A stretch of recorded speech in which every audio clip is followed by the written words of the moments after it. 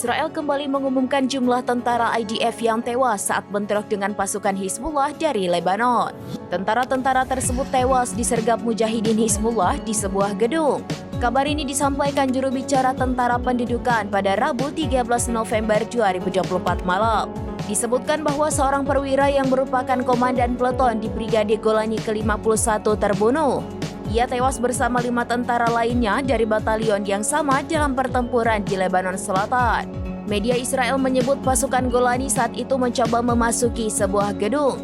Segera setelah pasukan Brigade Golani masuk, 4 anggota Hizbullah muncul dari terowongan.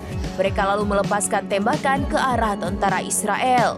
IDF memperkirakan Hizbullah sebelumnya telah menunggu pasukan tiba di dalam gedung.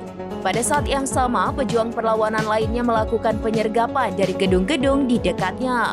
Kemudian menembakkan peluru anti lapis baja ke gedung yang sama tempat pasukan Israel bertempur.